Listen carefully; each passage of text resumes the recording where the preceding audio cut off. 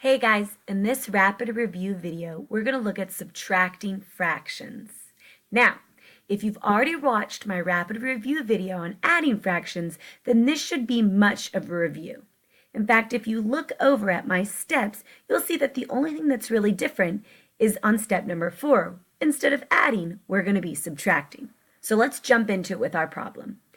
5/8 minus 1/6. The first thing we're going to do is estimate our answer. We're going to round those fractions to the nearest benchmark number, 0, 1/2, or 1 whole. If I look over here at 5/8, I see that I have 5 out of 8 pieces. Well, I know that 0 out of 8 pieces is 0. 4 out of 8 pieces is 1/2, and 8 out of 8 pieces is 1 whole. 5 is pretty close to 4. So 5/8 is pretty close to 4/8, which is 1/2. So I'm going to round 5/8 to 1/2. Now let's look at 1/6. I know that 0/6 is close to 0. In fact, it is 0. 3/6 is 1/2, and 6/6 is 1 whole. 1 is pretty close to 0. So 1/6 is pretty close to that benchmark of 0. So my estimated answer of 1/2 minus 0 is 1/2. That means that my answer should be somewhere around 1/2. All right, now that I've estimated my answer, the next thing I'm going to do is find a common denominator. Because just like we can't add fractions without a common denominator, we can't subtract fractions without a common denominator. And when I look at my fractions, I see a denominator of 8 and a denominator of 6. So I'm going to need to find the least common denominator, or I could also find the easiest common denominator. Let's start with the LCD. Remember, to find the least common denominator, I'm simply finding multiples until I come across the first multiple that both 8 and 6 create. So let's start with 6. 6 times 1 is 6. 6 times 2 is 12. 6 times 3 is 18. 6 times 4 is 24. 6 times 5 is 30. And I'm going to stop there because I think I already see my least common multiple. Now I'm going to go to 8. 8 times 1 equals 8. 8 times 2 equals 16. 8 times 3 equals 24, and I was right. There is my least common multiple, so I'm going to stop. Because once I see a multiple that both numbers have in common, I know that that's going to be my common denominator. Now, if we wanted to do the easiest common denominator, we're simply going to take our two denominators of 8 and 6 and multiply them together. 8 times 6 equals 48. So 48 is another denominator that is common between both the 8th fractions and the 6th fractions.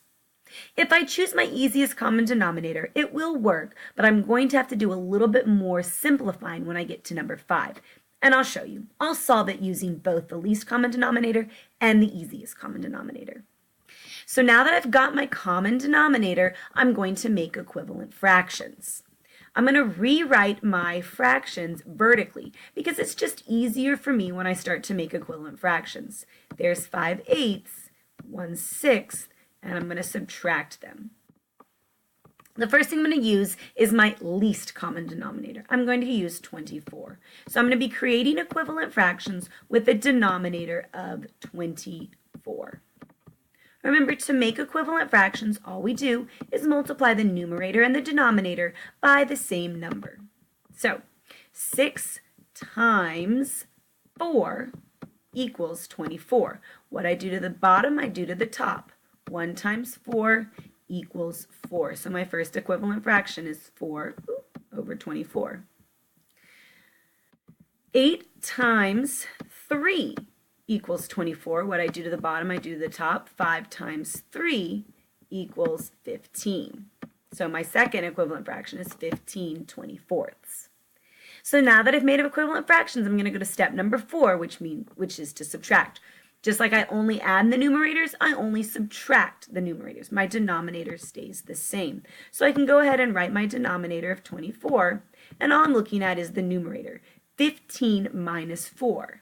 And I know that that answer would be 11, because 11 plus 4 equals 15. So I now have the answer 11 over 24, and I'm going to simplify it if necessary. I'm going to look at the numbers 11 and 24, and I'm going to ask myself, is there any number that can go into both 11 and 24 evenly?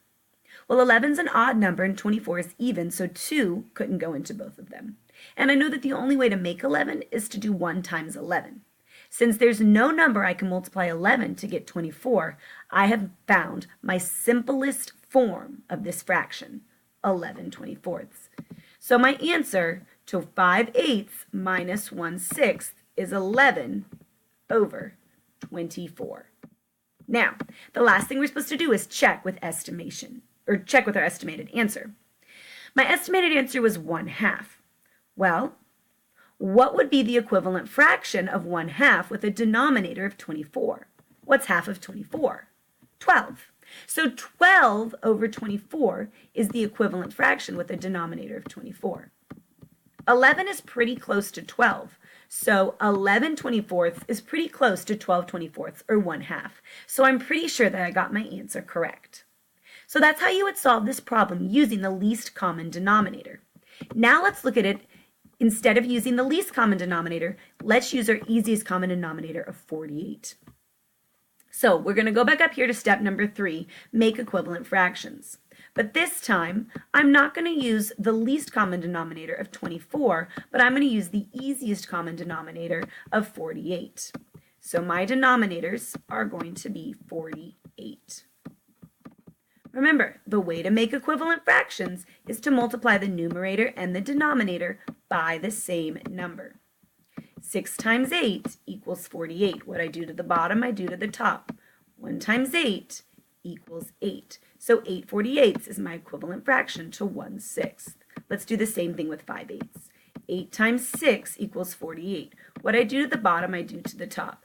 5 times 6 equals 30.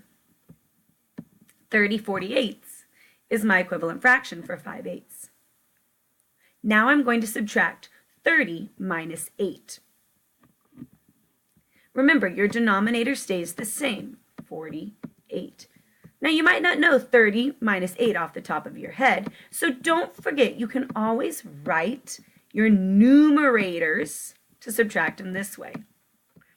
And I see that I have 10 minus 8, which is 2, and bring down your 2. Hopefully you knew how to do that in your head, but if not, I wanted to show you that it's okay to write it down. 22 over 48. So I subtracted. Now it's time to simplify if necessary. So I'm going to look at 22 and 48. I'm going to ask myself, is there any number that can go into both 22 and 48 evenly? Well, I see that 22 and 48 are both even numbers, so I know that 2 can go into both evenly. So I'm going to divide 22 by 2. What I do to the top, I do to the bottom. 48 divided by 2. Again, I'm not changing the value of my fraction. I'm just reducing it to its simplest form. 22 divided by 2 is 11, because 11 times 2 is 22. 48 divided by 2. 2 into 4 is 2. 2 into 8 is 4. 24. 11 24ths is the simplified fraction. And because it's the same answer that I got over here with my least common denominator, I know it's already in simplest form. I've already checked it with estimation. So 11 24ths is the correct answer, whether you use the least common denominator or the easiest common denominator. So there you have it. Subtracting fractions. Not too bad, right? Thanks for watching.